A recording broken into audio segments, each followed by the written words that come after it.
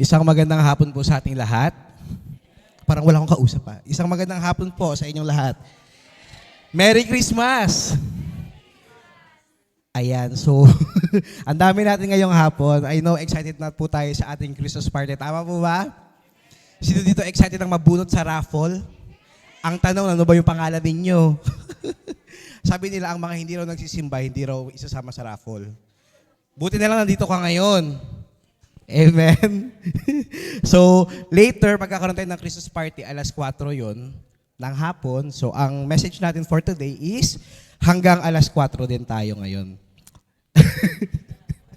Joke lang po. Parang galit kayo sa akin Gusto niyo na talaga mag-party Anyway, dako po muna tayo sa message natin for this afternoon. Pero before yon, tayo po muna ay pumikit lahat at tayo manalangin. Let's close our eyes. Lord, salamat sa hapong ito na ibinigay niyo po sa amin. Thank you for giving us another opportunity na makinig ng inyong mga salita. We know, Father, na sa pamamagitan ng inyong mga salita, kami po ay natututo, kami po ay nagbabago, kami po ay naitatama, Panginoon. And as we will be listening to your word, Panginoon, patuloy ka nga pong mangusap sa amin. Let your Holy Spirit move upon this place. Let your Holy Spirit manifest in the heart of every young people, sa lahat ng mga nanay at tatay, Panginoon, na narito, Panginoon. Ikaw po ang patuloy na mangusap at magsalita sa kanila.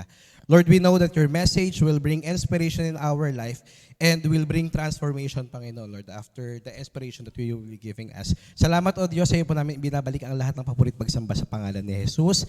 Amen. Okay, so magandang hapon po. Tayo ay dadako sa second part ng ating series. By the way, tayo po ay nasa series natin for the month of December, Goodness of God. Sabihin nyo nga po, Goodness of God. Ayan po ang pinag-uusapan natin. Starting nakaraang linggo, nag-series break lang tayo last week, pero first week of December, pinag-usapan natin, I think, nag-dwell tayo sa Jeremiah 29:11. Nakita natin that the Lord has that great plans in our life. Amen po ba doon? Merong magandang plano ang Lord sa atin. So nakita natin, napatunayan natin, sa pamamagitan ng plano ng Lord sa life natin, nakita natin kung gaano siya ka-good or gaano siya kabuti sa ating buhay. At ngayong hapon po, meron tayong panibagong pag-uusapan. Let's all be excited. Kasi I know, may inspire tayo sa pamamagitan nito. So ang pinaka-topic natin for this afternoon is the God that meet our needs, or ang Panginoon or ang Diyos na nakapagbibigay or siyang nagkakaloob sa lahat ng ating mga pangangailangan. Sino po dito ang merong pangangailangan sa kanyang buhay? Sino naman dito ang merong matinding pangangailangan? Diba? Grabe, syempre tayo bilang mga Pilipino, hindi naman tayo anak ni Henry C. Tama po ba? Diba? Lahat tayo, karamihan sa atin, kung wala tayo sa middle class, minsan nasa lower middle class, o kaya minsan pa nga, nandun tayo sa kategory na poor or mahihirap.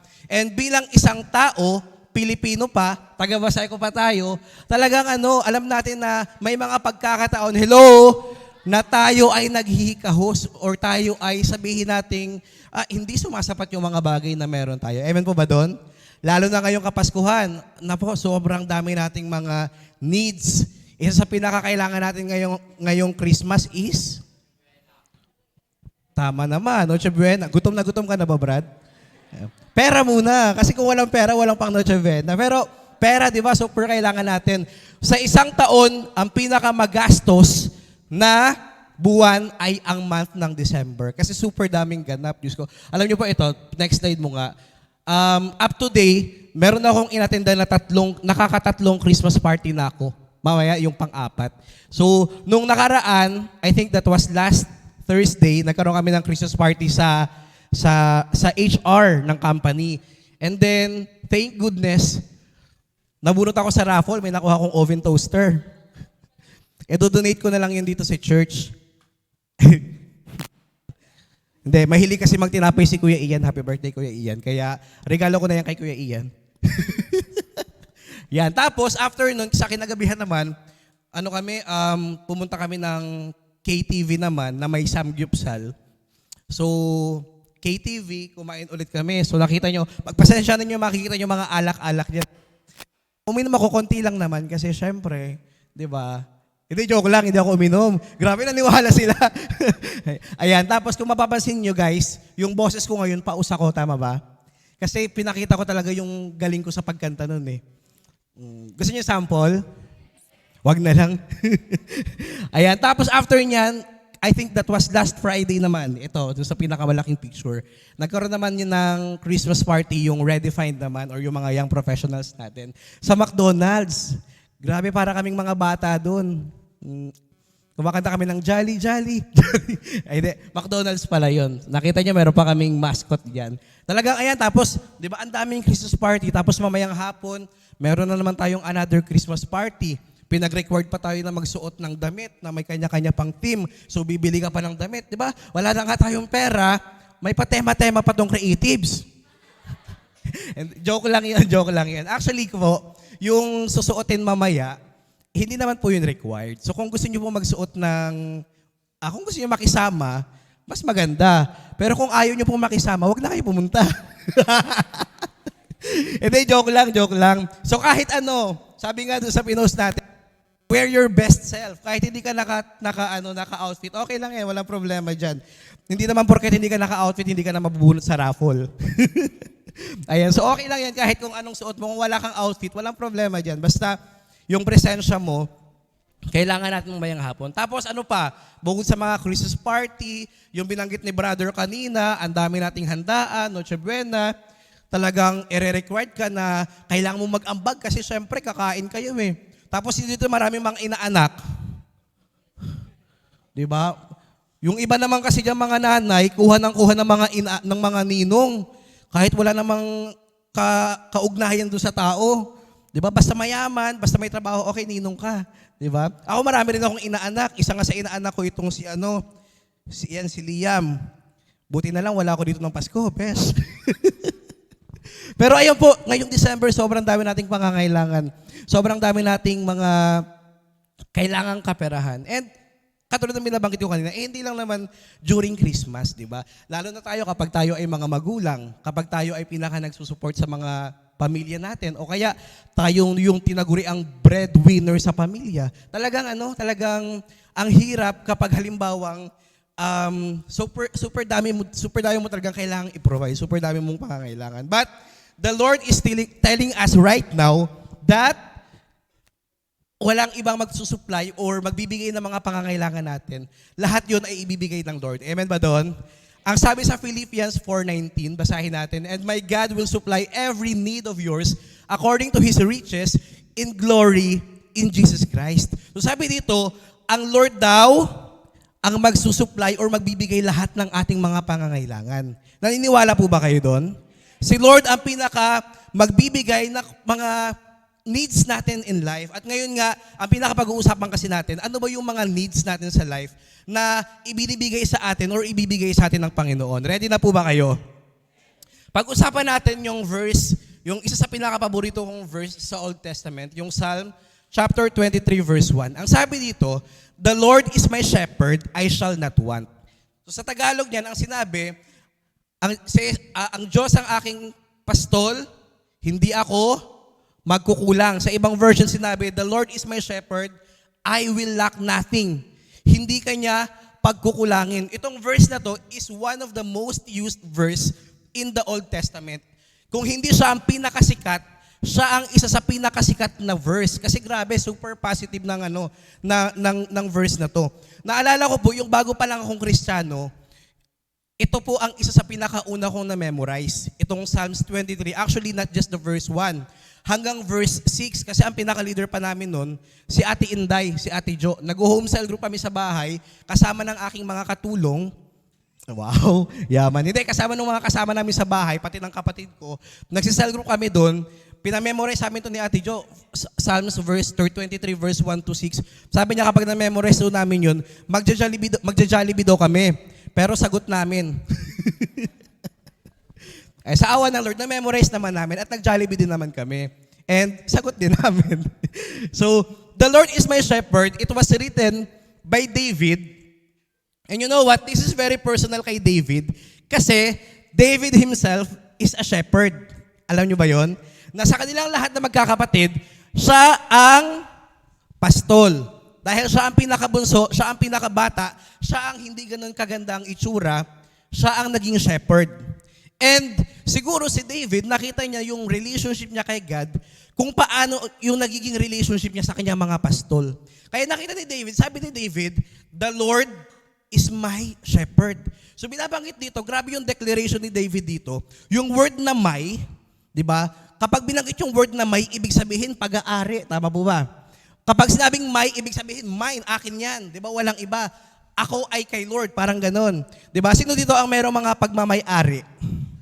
Lahat tayo may kanya-kanya tayong pag-aari. Di ba? Yung iba may pagmamay-ari tayong gamit, may pagmamay-ari tayong mga mahalagang bagay sa atin. Meron nga ako napanood sa I think sa Facebook ko napanood yun, yung nung na-KMJS, na ninakawan siya ng cellphone or in-snatch yung cellphone niya.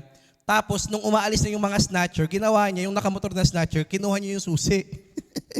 Nakakatawa kasi pumunta siya ng presinto, sabi niya, ninakawan ako, ninakaw ko rin yung susi. Di ba? Bakit? Bakit niya ginawa yun? Kasi yung pag-aari niya ninakaw eh. Yung pag-aari niya kinuha. Di ba? And dito, binabanggit dito, na tayo, bilang mga Kristiyano, si Lord, siya ang ating shepherd. Hindi binanggit dito, the Lord is a shepherd to everyone. Ang binanggit dito, the Lord is my shepherd. Pagmamayari ako ng Panginoon, pastol ako, or inaalagaan ako ng Panginoon. Parang ito yung binabanggit dito. And then, ano po ba ang ibig sabihin ng shepherd? Para sa mga hindi nakakaalam, kasi hindi naman na-applicable ang shepherd. Hindi ko alam kung sa ibang bansa ay meron pang shepherd ngayon. Pero sa panahon nila, katulad ng binabanggit ko, isa yan sa mga trabaho. Di ba? Yung shepherd. And kapag sinabing shepherd, it is the one who leads, who feeds, and meets needs. Ang shepherd po, siya ang umaalalay, siya ang gumagabay, nagpapakain, at nagbibigay, nagpo-provide ng mga pangangailangan. So when we say that the Lord is my shepherd, siya ang magpo-provide ng lahat ng ating pangangailangan. Amen po ba doon? Siya ang magbibigay ng mga naisin natin sa buhay. Naniniwala po ba kayo doon? At itong maganda dito, bukod sa binanggit dyan, kasi sinabi dyan, baka isipin nyo na si David nag-assume lang siya na shepherd niya si God. Ang sabi sa Ezekiel 34 verse 31, "You are my sheep, declares the Lord." Ibig sabihin, hindi lang si David yung nag-iisip na shepherd niya si God, but si God mismo ang tingin sa atin. Ang tingin sa kanyang people, we are the sheep. Amen po ba doon? So, sino po ba ang sheep? Diba? Tayo ay ang sheep. Ano po ba ang mga karakteristik ng isang sheep? Ang sheep po ay fragile. When we say fragile, delikado. Parang hindi siya matalino. Ibig sabihin sa ibang word, siya ay bubu. Diba? Ang sheep po ay parang mayroong utak pero hindi ginagamit. Parang aanga-anga sa buhay. Diba? Kaya ang sheep talaga, hindi siya kapareho ng mga goat, ng mga horse, na kayang mabuhay mag-isa. Ang sheep, kailangan merong gagabay sa kanya. Kailangan meron siyang shepherd. The sheep are defenseless. They are not smart. They are slow. Dumarating pa sa pagkakataon na ang sheep po ay isa sa mga target ng mga predators. Ibig sabihin, kinakain sila. Ibig sabihin, sinusugod sila. Kaya ganun kahalaga na meron silang shepherd. And ang maganda dito, binanggit dito, that the Lord is my shepherd, I shall lack nothing. Grabe yung confidence, no? Wala, sabi dito, shall, yung word na ginamit, yung shall. Wala, hindi ako magkukulang. Hindi binanggit ito na, I may not lack nothing, diba? Or, pwedeng hindi ako magkulang. Ang binanggit ito, hindi ako magkukulang. Diba? Ganon si Lord mag-provide sa mga pangangailangan natin. When you are with the Lord, asahan mo hindi ka magkukulang.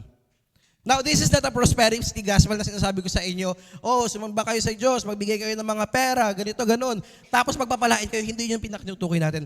Ang gusto ko lang ma-realize natin ngayong hapon nito, na sa lahat ng pangangailangan natin, yung mga trabaho natin, yung mga pinagkakakitaan natin, yung mga businesses natin, those are just the resources. Pero alam niyo po, ang God, siya ang source.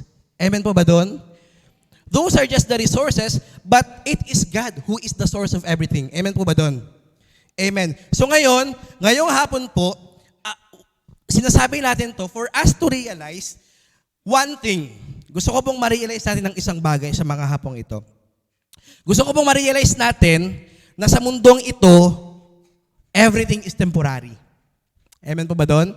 Lahat ng bagay sa mundong ito ay Mawawala. Tingnan mo yung katabi mo. Darating ang panahon, pogi ba yan or maganda ba yan? Darating ang panahon, papangit yan. Kukulubot ang balat niyan. Tatanda yan. Bakit? Everything is temporary. Yung mga finances natin, yung mga pinagkakitaan natin. So ngayon, nagtatrabaho ka sa isang company, malaki ang sahod mo. Darating ang panahon, hindi mo nakakayaning magtrabaho, mawawalan ka na ng sahod. Yung mga finances natin, Diyos ko po, ang mga ano natin ngayon, ang mga pera natin ngayon, parang ano lang dumadaan lang minsan sa pitaka, tama ba? Na nakikredit lang sa ATM, tapos mga ilang araw lang, wala na kaagad. Kasi po, walang permanent sa mundo, lahat ay temporary. Even our loved ones. Una-unahan lang yan. So may mga pagkakataon or darating ang panahon na mawawala pati yung mga mahalan sa buhay. Yung mga pagmamayari natin, mawawala. Yung mga pagmamayari mo ngayon na iniingat-ingatan mo, yung iPhone mo, maluluma din yan. So everything is temporary. At si Lord lamang ang may kakayahan na magbigay lang lahat ng ating mga pangangailangan. Ang nagiging problema po kasi sa atin, mga kapatid, makinig kayo sa akin, ang pinaka nagiging problem po kasi natin usually, ginagawa nating last resource si God. Yung tipong kapag walang-wala ka na, doon ka na lang lalapit. Ang ironic nga ng mga doctors, kasi minsan kapag halimbawang may ginagamot silang pasyente, anong sinasabi nila sa bandang dulo? Diba? Ang Diyos na lang ang makakatulong sa kanya. But in the first place, dapat si God talaga ang pinakahinihinga natin ng tulong. Amen po ba doon? So dapat tayo bilang mga born-again Christian, hindi dapat natin ginagawang last resource ang Panginoon. Dapat kapag meron tayong pangangailangan, si Lord ang una nating lalapitan. Amen po ba doon? Now, don't get me wrong, baka mamaya iniisip nyo, pera-pera naman pinag-uusapan natin dito. Hindi po. So mamaya, pag-uusapan natin yung mga needs natin na ang Lord lamang ang makakapag-provide. So yun po yung pinakasasagutin natin sa hapong ito. Ang sabi dito, ito yung pinakapag-uusapan natin. What are the needs that God provides according to Psalms 23? Ano po yung mga pangangailangan ng isang tao na ipoprovide ng Panginoon according sa Psalms 23? Ready na po ba kayo? Hello? Ayan, so nagsisimula pa lang tayo, 2:00 na. Okay, so sabay-sabay po nating basahin. Mas maganda po sana ma-memorize natin itong Psalms 23 verse 1 to 6. Basahin natin verse 1. 1, 2, 3, go. The Lord is my shepherd, I shall not want. He makes me lie down in green pastures. He leads me beside still waters. He restores my soul. He leads me in paths of righteousness for His name's sake. Verse 4. Even though I walk through the valley of the shadow of death, I will fear no evil. For you are with me, your rod and your staff, they comfort me. Verse 5, you prepare a table before me in the presence of my enemies. So magbasa kayo, mga kapatid. You anoint my head with oil, my cup overflows. Last verse, surely goodness and mercy shall follow me all the days of my life, and I shall dwell in the house of the Lord forever. Palakpakan po natin yung salita ng Lord. So ang pinaka-title po natin sa hapong ito, The Lord is my shepherd. So yan na po, rin po yung pinaka-title natin. And katulad nga ng binabanggit ko, ano po ba yung mga needs natin na pinoprovide ng Lord, yamang siya ay ang ating shepherd. Number 1, our basic needs. Sabihin niyo po, basic needs. Isa sa mga bagay na ipagkakaloob sa atin ng Panginoon, walang iba kundi yung mga basic needs or yung mga pangunahing pangangailangan ng isang tao. Naalala ko yung theory ni Abraham Maslow. Sabi ni Abraham Maslow, in order for a person to survive, kailangan niyang, meron tayong hierarchy of needs. Sabi nga ni Abraham Maslow, hindi ka makakapunta sa second level of hierarchy of needs kapag hindi mo na-meet yung pinaka-basic needs. Parang ganun. Hanggang sa self-actualization na yon. Pero hindi ka raw aakit hanggang self-actualization kung in the first place, hindi mo masasatisfy yung basic needs mo. Ngayon, ano sinabi ni Abraham Maslow na basic needs natin? Sino nakakaalala ng theory na yon? Sabi niya, ang basic needs ng isang tao ay food, water, tsaka shelter. Diba? Yun daw ang mga pangunahing pangangailangan ng isang tao. Ngayon, binabanggit dito ng Bible, si Lord po ang pinaka magpo-provide sa ating mga basic needs. Itong basic needs na to, nung umpisa, yung medyo bata-bata pa ako, hindi ko siya masyadong nararamdaman. Kasi nga, dahil nga hindi naman kami pinalaki ng magulang namin na nagtatrabaho, Actually, hindi po sa pagmamayabang sa bahay namin wala talaga kaming alam masyado sa mga gawaing bahay. Hindi kami naglalaba, hindi kami naghuhugas ng plato. Kaya yung pinaghugas ako ng plato ng kuya ko talaga, ang sama talaga ng loob ko. Kasi pinaghugas ako ng plato eh. Hindi kami sanay na magtrabaho. Parang, alam mo yung feeling mayaman, di ba? Parang ganun kami. Tapos hanggang sa lumaki na kami, hanggang sa hindi na kami sinusuport ni nanay sa mga pangangailangan namin, nagkatrabaho na kami. Doon ko nakita na, Diyos ko, napakahirap palang mabuhay sa mundong ibabaw. Tama ba? Sobrang hirap, tama? Parang kailangan mo talagang kumayod para kumita, 'di ba? Kasi ngayon hindi naman ako pwedeng dumepende na sa mga magulang ko.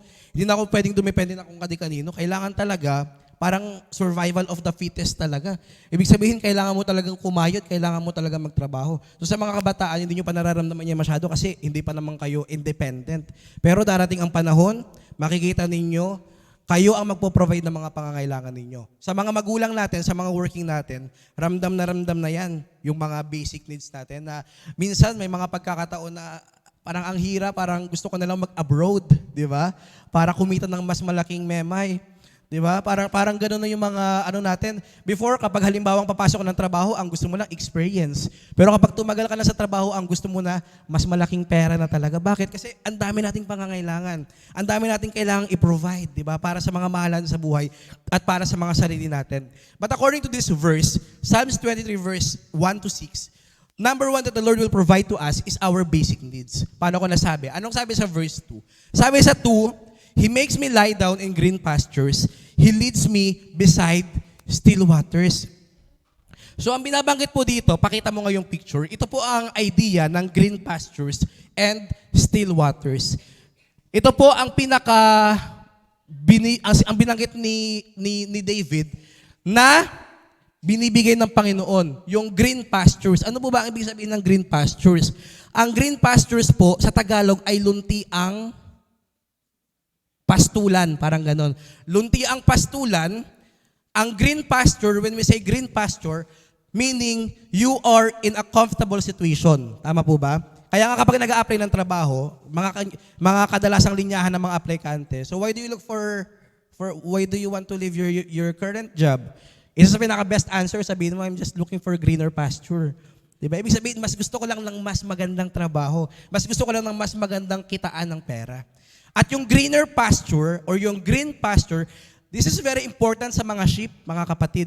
Kasi, ano po ba ang sheep? Ano po ba ang kinakain ng sheep?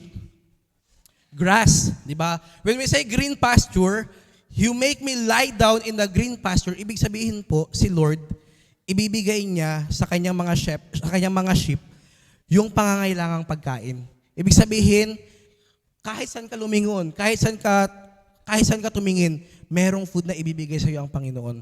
Yun ang ibig sabihin po ng green pasture. Tapos ano pang sabi dito?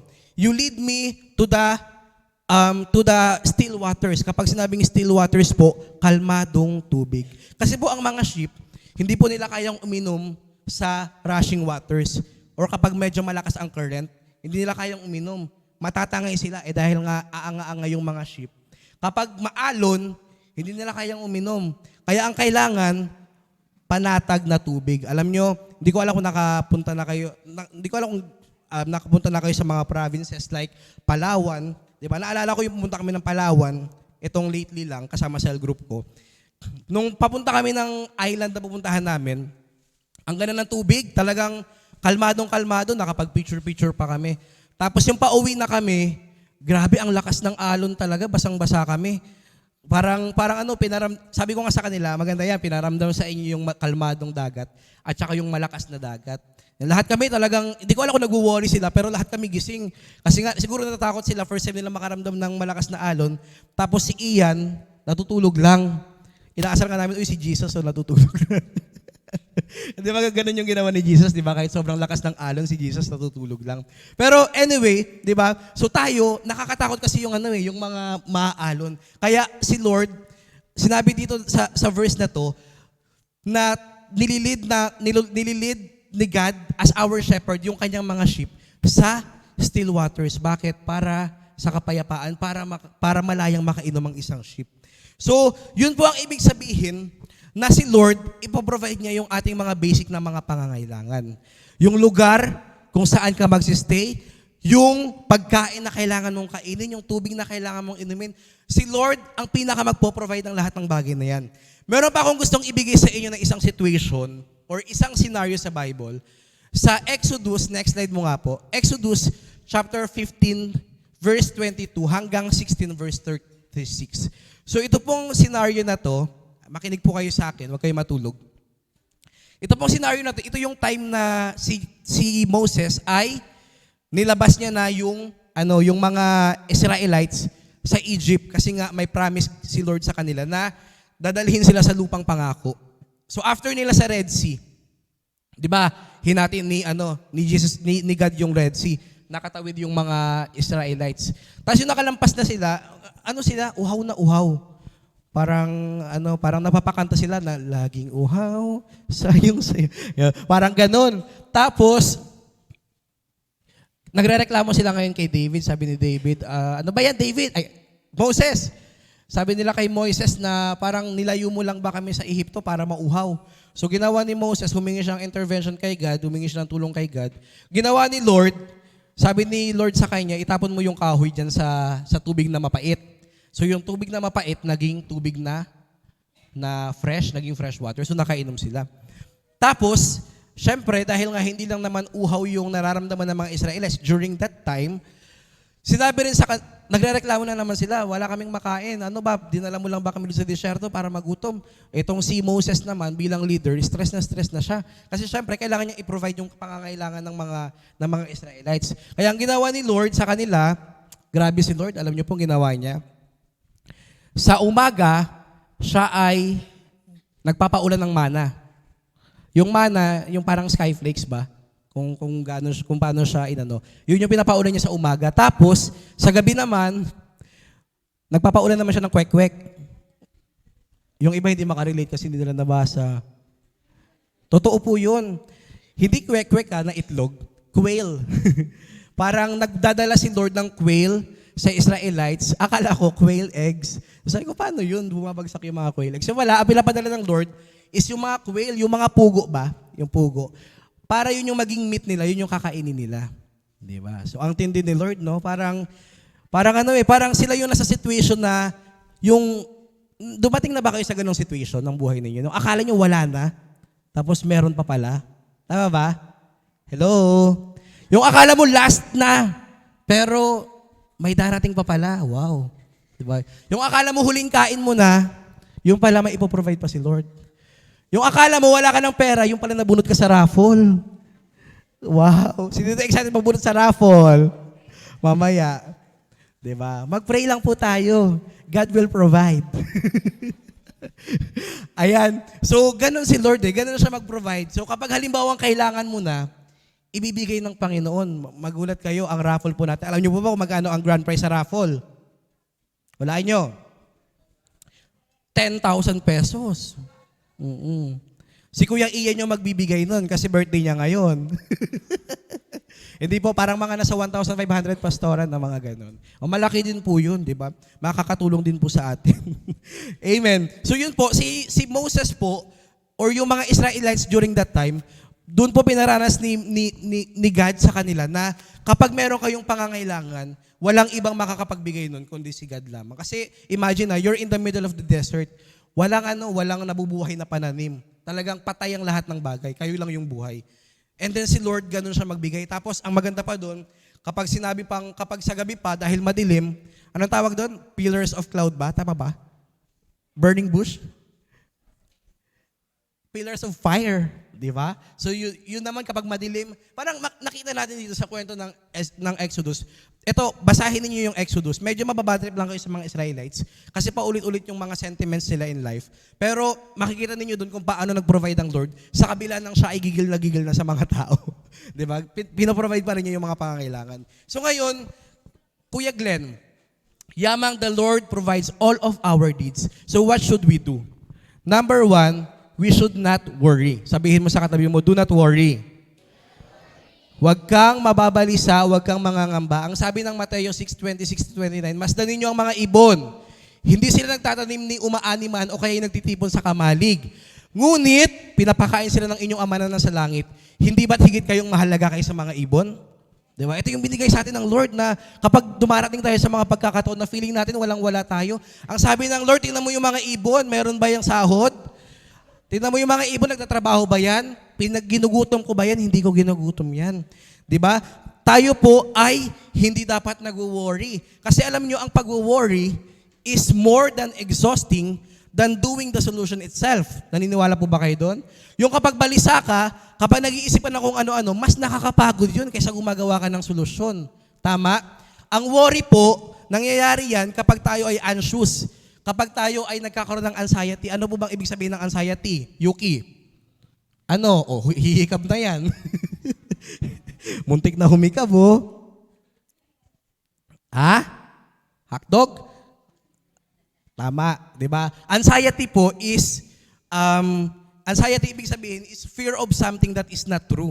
Di ba? Kapag meron tayong anxiety, ibig sabihin, hindi totoo yung kinakatakutan mo. Yun yung pinakaiba niya sa fear. Kapag fear, merong object. Kapag anxiety, walang object. Di ba? Ibig sabihin, hindi totoo, maaaring hindi totoo yung takot mo. Meron nga ako nabasang article, sabi dito, kapag ang isang tao daw, next slide, kapag ang isang tao daw ay nagwo-worry, or may anxiety, dito raw po napupunta yung kanyang energy. 40% things that will never happen. Yung 40% daw is yung mga bagay na hindi naman talaga mangyayari or yung hindi naman talaga totoo. 30% is things about the past that can't be changed.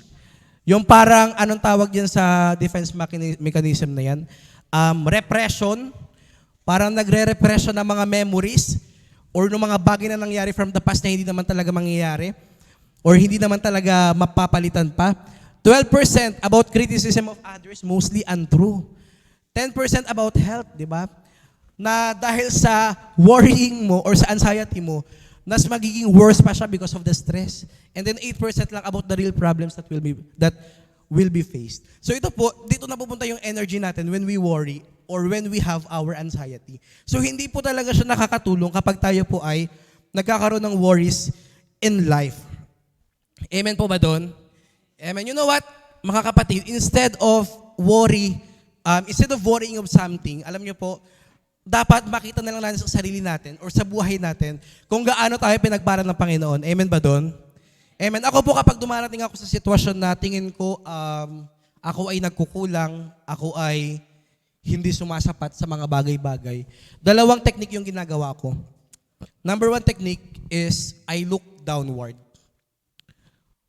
Tumitingin ako sa baba. Tumitingin ako sa mga taong mas matindi yung pinagdadaanan kaysa sa akin. Tumitingin ako sa mga taong walang tahanan sa kalye. Tumitingin ako sa mga taong hindi nakakakain ng 3 beses sa isang araw. Diba? And then after that, after looking to those people na may malaking problema ang pinagdadaanan compared to me, that's the time na medyo nagpapasalamat ako sa Panginoon. Kasi makikita mo sa sarili mo na kahit kailan hindi ka pinabayaan ng Panginoon. Mas mapalad ka kumpara sa mga taong nagugutom. Tama po ba? Mas mapalad ka kumpara sa mga taong dumaranas ng mga matitinding problema. Mas mapalad ka kasi ikaw wala kang sakit. Yung iba may cancer. 'Di ba?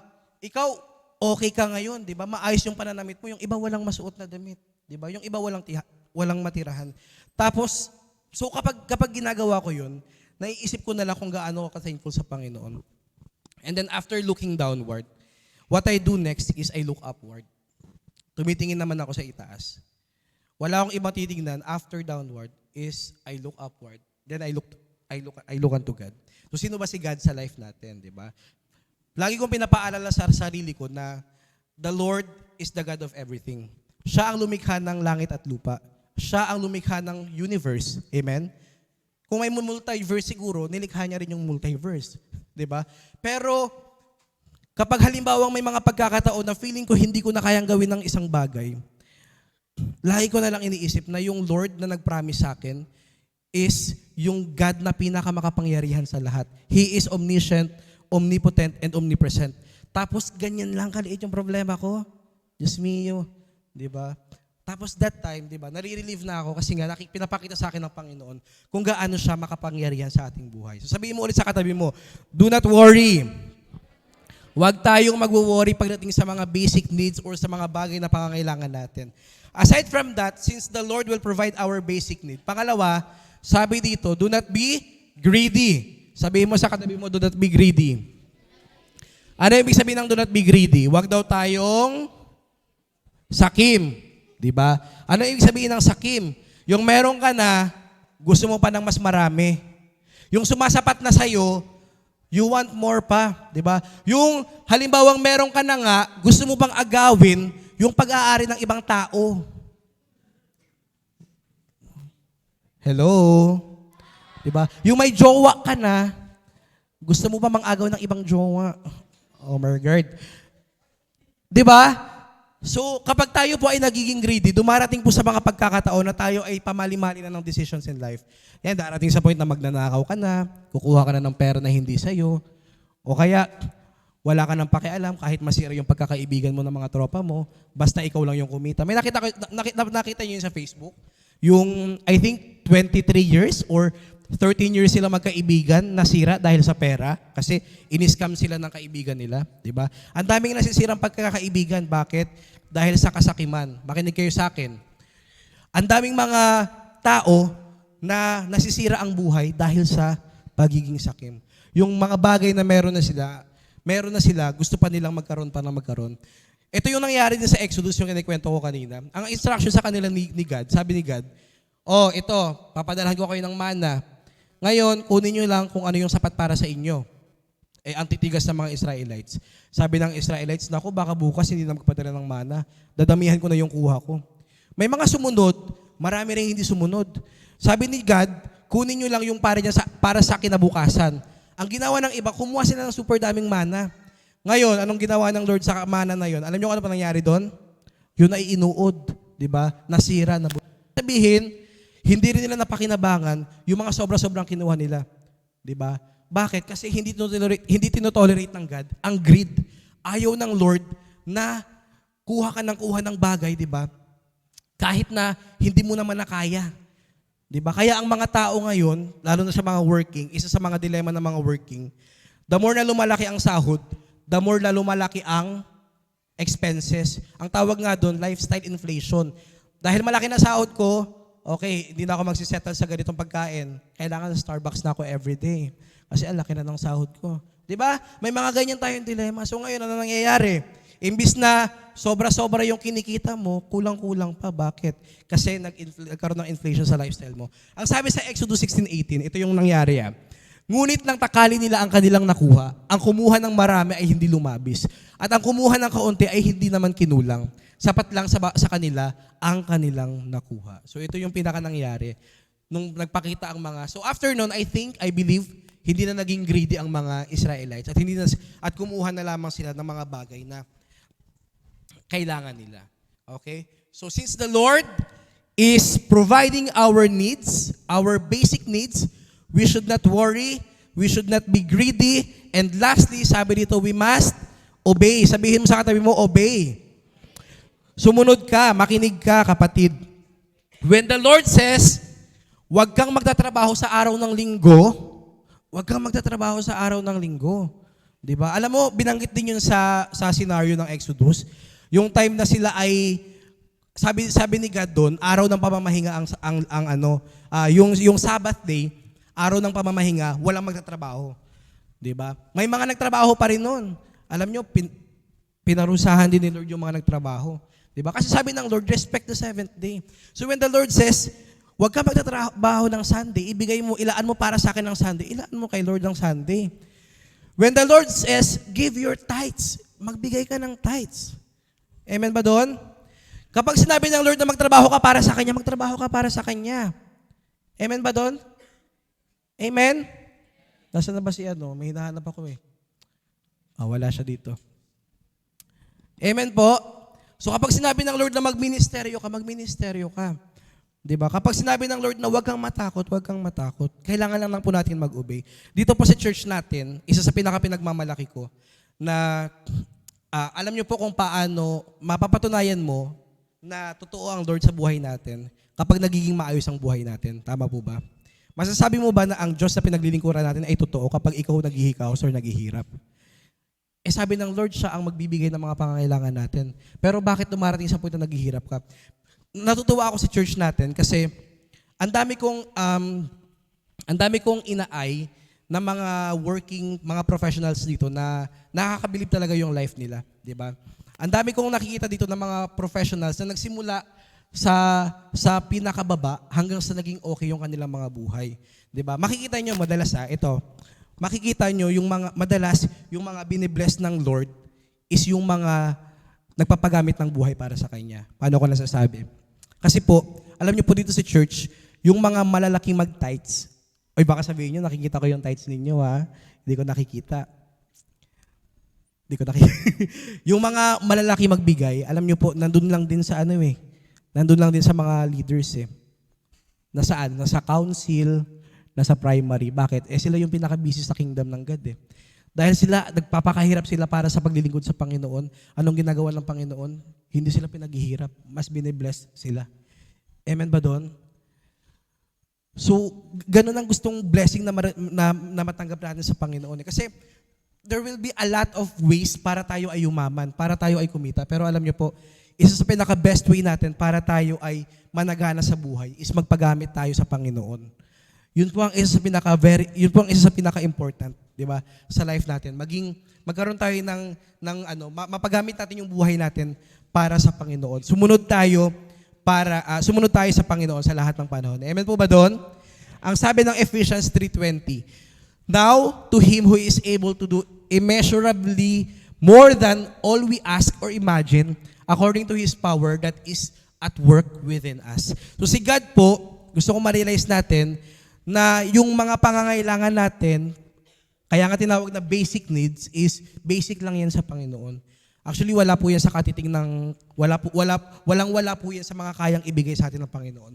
Si Lord kaya niyang ibigay lahat ng mga pangangailangan natin. We just need to obey Him. Kailangan lang natin hindi mag-worry at kailangan lang natin matutong makontento. Amen po? Amen. Palakpakan naman natin si Lord. Ayan. Pangalawa, hanggang 10 points po tayo ngayong hapon. Pangalawa, another thing na pinaprovide sa atin ng Lord is our needs for protection. Isa po sa mga binibigay sa atin ng Panginoon is yung pangangailangan natin ng protection galing sa anumang mga external risks or internal risks na maaari nating maranasan. According sa next verse, next slide mo nga po. Sabi sa 4, even though I walk through the valley of the shadow of death, I will fear no evil. For you are with me, your rod and your staff, they comfort me. So alam niyo po, sabi dito, dumaan man ako sa, anong Tagalog niyan? Dumaan man po tayo sa panganib, di ba? Wala tayong katatakutan. Kasi si Lord ay nasa atin. So ibig sabihin, the Lord po is protecting us from the external risk na maaari nating maranasan. So sino ditong naniniwala na nandito ka ngayon is a blessing from God? Amen. Maraming tao, alam nyo po, sobrang daming naaaksidente araw-araw. Isa rin sa mga dahilan kung bakit ayaw ko magmotor, kasi ang mindset ko dati, kapag nagmotor ka, matututo ka lang kapag naaksidente ka. Ganun yung mindset ko. Kaya takot ako magmotor dito sa Manila. Takot ako. Kasi nga, kabi-kabila yung mga accidents. Pero thank God, tayo ay protektahan ng Panginoon. Isa po sa mga underrated na blessing sa atin na binibigay ng Panginoon is yung kanyang protection. Bakit? Kasi hindi ka naman talaga napahamak Akala kasi natin minsan, yung protection ng God, binibigay niya lang sa atin kapag dumarating sa point na tayo ay nag-50-50 tapos nakaligtas ka. Hindi po, ang protection ng God, binibigay niya sa atin araw-araw.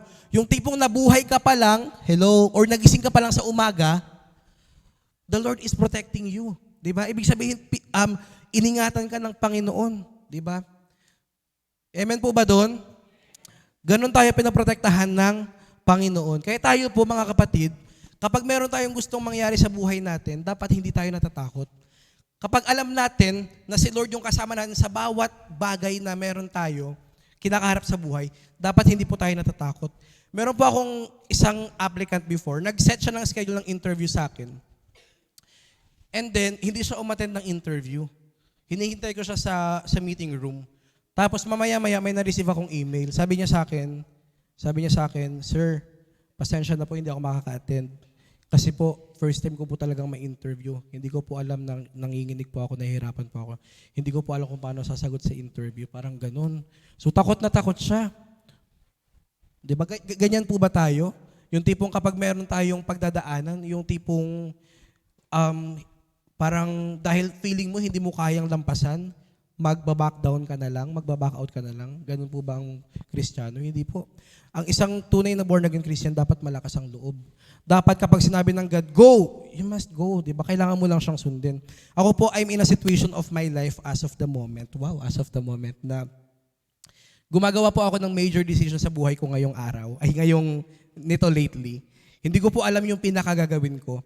And parang ngayon medyo nagiging malinaw na sa akin yung sagot ng Lord sa pinagpipray ko. Pero meron po akong ginagawang decision ngayon na will greatly affect my future. And minsan ang nagiging dahilan kung bakit hindi ako makapag-decision is because of the fear. Dahil sa takot na baka hindi ako maging okay, baka hindi ko kayanin, parang ganun. Pero thank God, 'di ba? Sa pamamagitan ng message na 'to, pinakita sa akin ng Lord na kaya kong gawin ang lahat ng bagay, 'di ba? Sa pamamagitan or sa tulong ng Panginoon, kaya kong gawin ang lahat. Kaya magre-resign na talaga ako. Ayan. So aside from the external risk, pangalawa sabi dito, the Lord is protecting us from the internal risk naman. Or yung mga bagay na panganib na nasa sarili naman natin or hindi mo makikita or hindi nangyayari sa labas. Ang sabi ng Psalms 23 verse 5, makinig po muna kayo. You prepare a table before me in the presence of my enemies. You anoint my head with oil, my cup overflows. So ito pong verse na to, hindi ko alam kung nakita nyo itong, shinare ko to sa Facebook eh. Itong verse na to, yung binanggit na you anoint my head with oil, parang hindi mo makikita kaagad-agad kung anong importance nito, yung you anoint my head with oil. Pero yung pala, ang ginagawa pala ng mga shepherd during that time, sa mga sheep nila, ay ina-anoint nila yung head ng sheep. Bakit? Next slide mo nga. Ayan, parang pinapaliguan nila ng langis yung ulo ng sheep. Alam nyo kung bakit? Tanong nyo ako bakit?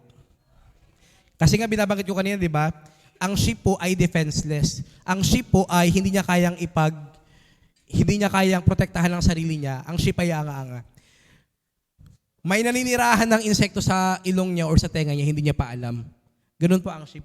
So, ang sheep po, yung ulo nila, target niya ng mga insects, ng mga insekto, para doon mabuhay sa ilong tsaka sa tenga ng sheep. So, ang ginagawa ng shepherd, para maprotektahan ang sheep, pinapahira niya ng langis yung ulo. 'Di ba? Para walang insekto na makalapit or walang anumang hayop na makalapit sa ulo niya. So the same thing po na ginagawa sa atin ng Panginoon. Si Lord po, ina-anoint niya yung head natin or tayo ina-anoint niya because the Lord wants us or want to give us protection sa mga bagay na maaari nating maranasan. That is may kinalaman sa ating head. 'Di ba? So ano po ba yun? Halimbawa, yung mga depression. Naniniwala po ba kayo that the Lord is protecting us from depression? The Lord is protecting us from anxieties. Amen po ba? The Lord is protecting us from too much stress o kaya from the diseases, sa mga sakit. Si Lord po ang nagpo-protect sa atin. Sinabi niya yun dito. Diba? Binibigyan tayo ng protection ng Panginoon sa mga bagay na maaaring makasakit sa atin. Now, I'm not saying na yung mga nagkasakit or yung mga na-depress, wala sa kanila ang Panginoon. I believe merong tinuturo sa kanila ang Panginoon. Pero, this is one of the assurance na meron tayo mga kapatid, matuwa tayong lahat, na tayo, pinoprotect tayo ng Lord sa mga internal risk na maaari nating maranasan. Amen po? Amen. Okay, so, nandyan pa po ba kayo? Gising pa po ba kayo? Ayan. Excited na kayong bumiyahe, pa GSP. Aside from that, number 3, another needs na pinaprovide sa atin ng Panginoon. Our spiritual needs. Sabihin nyo nga po, spiritual needs. Pinabigay ng Panginoon yung pangangailangan nating spiritual. Ang sabi ng Psalms 23 verse 3, ayan, He restores my soul, He leads me in the path of righteousness for His name's sake. Alam nyo po, makinig kayo sa akin, kung paano tayo nagbibigay ng importance pagdating sa ating physical body, dapat it is the same thing that we give importance to our spiritual body. Amen ba doon? Kung paano tayo nagpapahalaga sa mga kakainin natin sa isang araw, ganun din po dapat tayo nagbibigay ng pagpapahalaga sa mga bagay na mag-nourish ng ating spiritual life. Amen po? And walang makakapag-nourish ng ating spiritual life, walang iba kundi ang Panginoon lamang. Alam mo, kapag ang Lord ay hindi nakaupo sa puso mo, merong ibang papasok sa puso natin. I'm not sure kung alam niyo yung pinaka nangyari lately, pero ang tindi na nangyari, grabe yung testing na nangyari sa atin lately. Diba? Sa member natin dito sa church. And isa sa pinaka nakita ko doon, sabi ng pastor doon, very important, pinanood ko kasi sinesend nila sa GC, very important na si Jesus Christ ay nasa puso natin. Kasi kapag nagsimulang nawala si Jesus sa heart natin, yan yung time na magiging vulnerable na tayo or makakapasok na yung kaaway sa atin. So, mga kapatid, always check your heart. Lagi mong tignan yung puso mo. Si Lord ba or si Jesus ba ay nasa puso mo pa hanggang ngayon? Kasi kung hindi, magugulat ka na lang. Ang dami-daming, parang marami ka nang magagawang hindi mo akalaing magagawa mo. Alam niyo po, ang gawa ng demonyo, makinig kayo sa akin. Ako naniniwala po ako, ang gawa ng demonyo, hindi lang yun sa way na napoposes ang isang tao. Tama ba? Tama ba? Yung gawa ng demonyo, hindi lang yun yung kapag sinaniban ka, naposes ng demonyo. Ako naniniwala, maraming tao, may ginagawa ang demonyo sa buhay nila na hindi nila nalalaman. Halimbawa, when you are addicted sa computer games, kinakain na yung buong oras mo. Pati dito sa church, nag-ML ka. Wala, di ba? Wala, Rocky, no? Wala. Hindi, joke lang yun.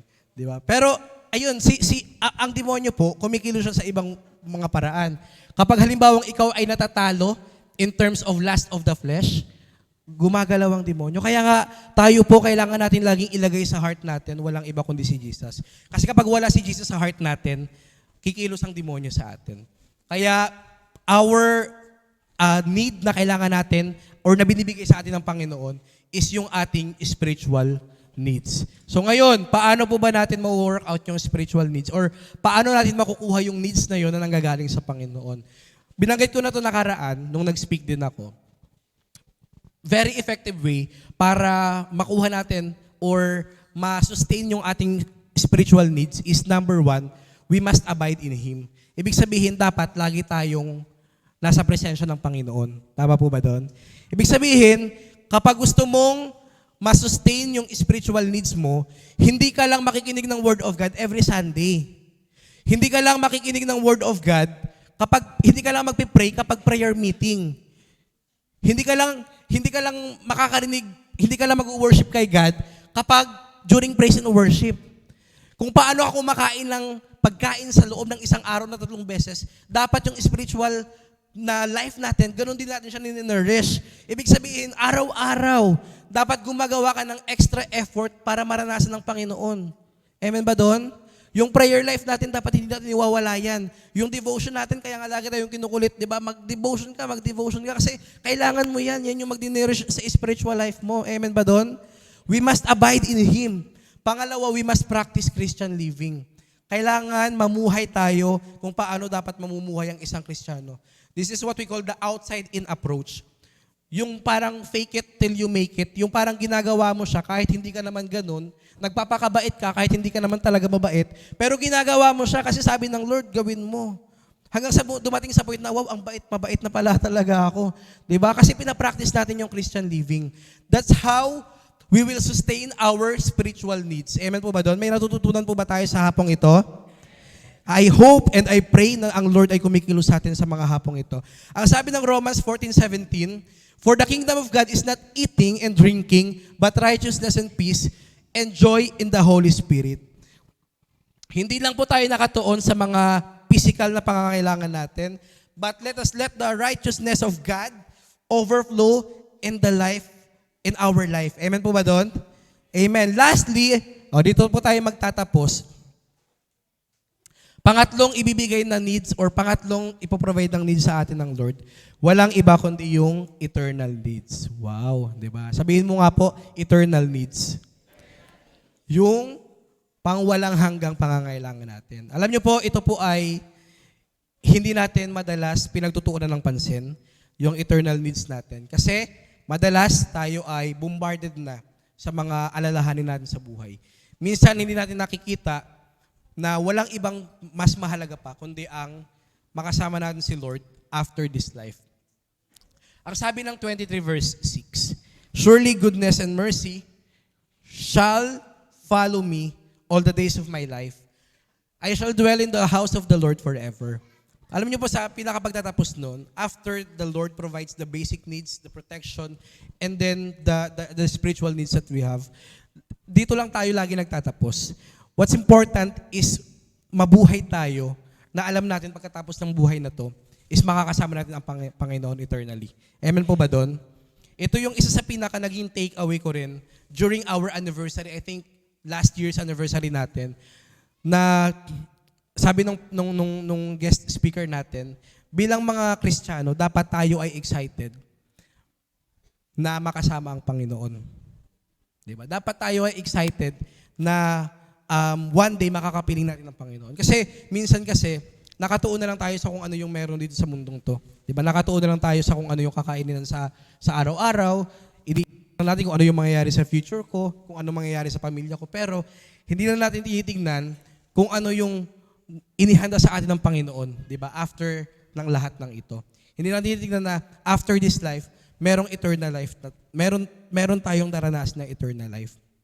Di ba? Ang nangyayari, tayo ay nagiging makamot.